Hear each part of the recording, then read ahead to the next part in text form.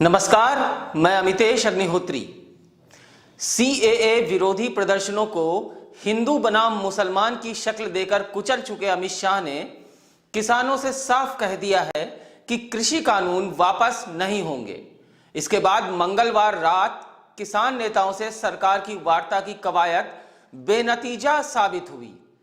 मोदी सरकार खेती किसानी को कॉरपोरेट के हवाले करने के लिए पूरी तरह मुस्तैद है। किसानों के शांतिपूर्ण आंदोलन और सशक्त प्रतिरोध ने सरकार को बेचैन तो किया है, लेकिन सरकार के तानाशाही रवैये में कोई कमी नहीं आई है। कॉरपोरेट परस्त सरकार किसानों के आंदोलन को दबाने के लिए साम दाम दंड भेद जैसे हर संभव तरीके अपना रही है, लेकिन अपनी खेती किसानी को लालची कॉरपोरेट से बचाने के लिए हाड़ कपाती ठंड में खुले आसमान के नीचे खड़े किसान भी मुस्तैद हैं। किसानों के साथ 4 दौर की वार्ताओं के बाद भी कोई हल नहीं निकलता देखकर सरकार ने अपने कथित चाणक्य गृह मंत्री अमित शाह को आगे किया। अमित शाह इस साल फरवरी में सीएए विरोधी प्रदर्शनों को कुचलने का कारनामा कर चुके हैं। कोरोना काल में अमित शाह सुर्खियों से दूर रहे और एक बार कोरोना से संक्रमित भी हुए। मंगलवार की शाम को किसानों का 13 सदस्यीय प्रतिनिधिमंडल बातचीत के लिए पहुंचा। सरकार की तरफ से अमित शाह, रेल मंत्री पीयूष गोयल और कृषि मंत्री नरेंद्र सिंह तोमर मेज की दूसरी तरफ मौजूद थे। अमित शाह ने किसानों के प्रतिनिधियों से साफ कह दिया कि कृषि कानून वापस नहीं होंगे और बातचीत केवल बाकी मुद्दों पर ही हो सकती है। इसके बाद तो बातचीत बेनतीजा खत्म होनी ही थी और हुई भी।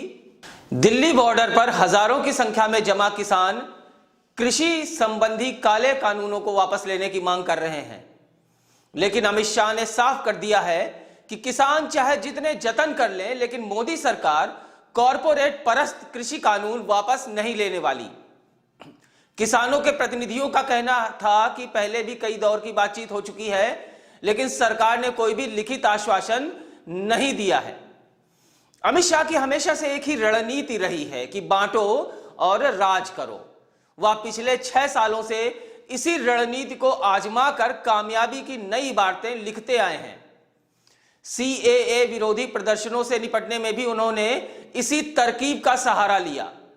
अब किसानों के शांतिपूर्ण सशक्त प्रतिरोध ने मोदी सरकार के सामने बड़ी मुश्किलें खड़ी कर दी, तो एक बार फिर अमित शाह अपनी शैतानी चालों के साथ वापस आ गए हैं। 5 दौर की पिछली वार्ताओं के दौरान सरकार ने किसानों के प्रतिनिधियों से कहा था कि उन्हें बताया जाएगा कि उनकी किन मांगों पर सरकार विचार कर रही है और कृषि कानूनों में संशोधन के संभावित प्रस्ताव क्या हो सकते हैं। इसके लिए 7 दिसंबर की तारीख मुकर्रर की गई थी। हालांकि यह तारीख बीत गई, लेकिन सरकार की तरफ से कोई पहल नहीं हुई। उधर मोदी ने इस आंदोलन से निपटने की जिम्मेदारी अमित शाह को दे दी। शाह ने किसानों द्वारा बुलाए गए भारत बंद पर कड़ी नजर रखी ताकि किसानों की ताकत को तौला जा सके। किसानों के आह्वान पर हुए भारत बंद को 22 विपक्षी दलों ने अपना समर्थन दिया था। इसके बावजूद पूरे देश में इसका मिला जुला असर ही देखने को मिला। हालांकि पंजाब और हरियाणा में इसका व्यापक असर दिखा। इस दौरान अमित शाह ने किसानों और उनका समर्थन कर रहे विपक्षी दलों की ताकत को आंकने की कोशिश की।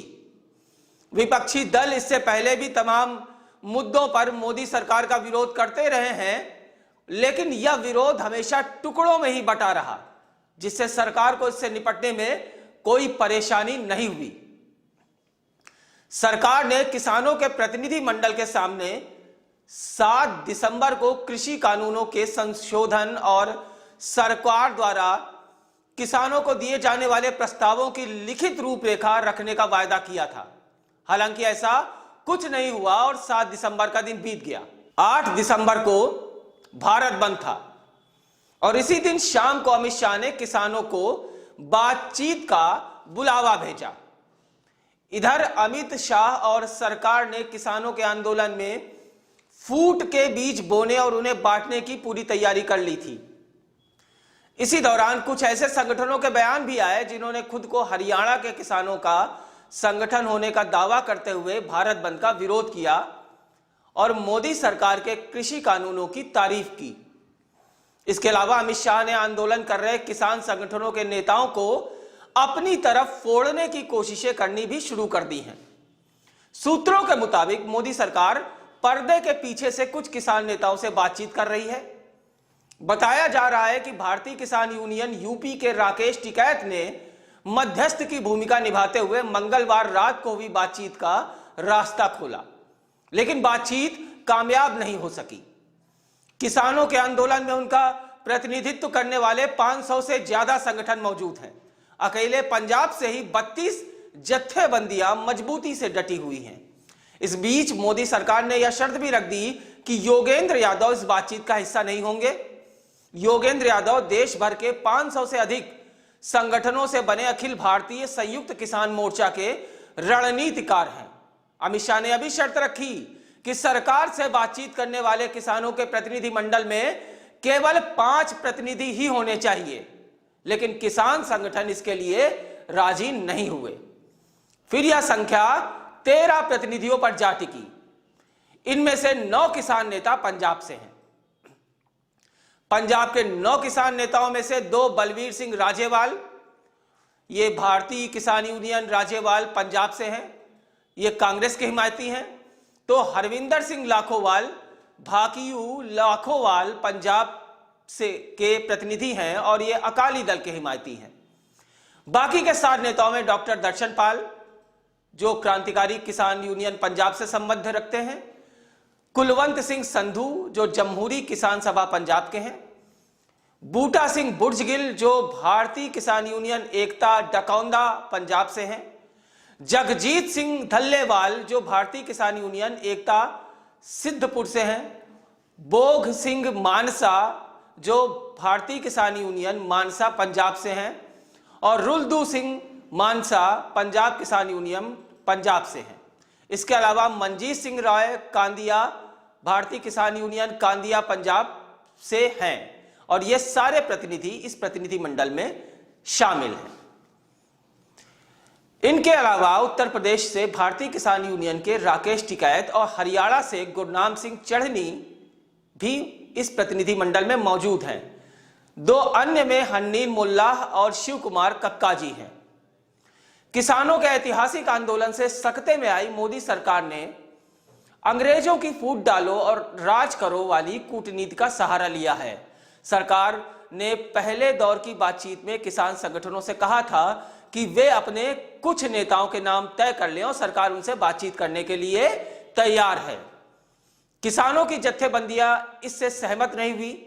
शुरुआती दौर की बातचीत में किसानों के 35 प्रतिनिधि गए, बाद में यह संख्या 40 हो गई। हालांकि मंगलवार को अमित शाह के बुलावे पर पहुंचे प्रतिनिधि मंडल में 13 सदस्य ही थे। इधर किसानों के कई संगठनों को गिनने के बाद सरकार ने इनमें फूट डालने के ख्वाब देखने शुरू कर दिए हैं।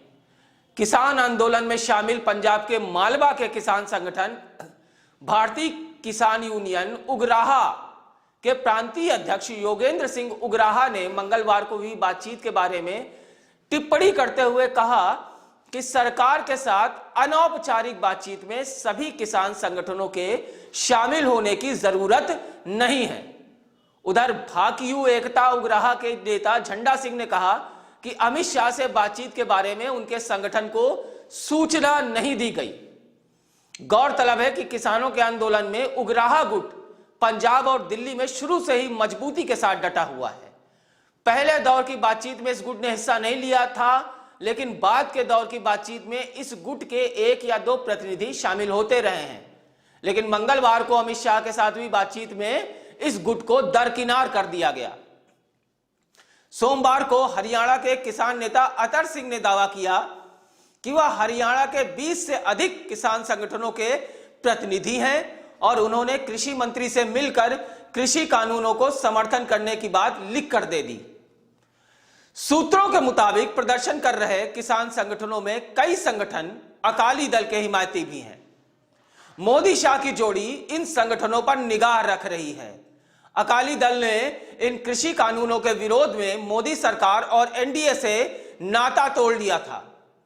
अब खबर है कि अमित शाह के नेतृत्व में अकाली दल से बातचीत करने के रास्ते तलाशे जा रहे हैं ताकि इस आंदोलन में अकाली दल का समर्थन करने वाले किसान संगठनों को तोड़ा जा सके, उन्हें अलग किया जा सके।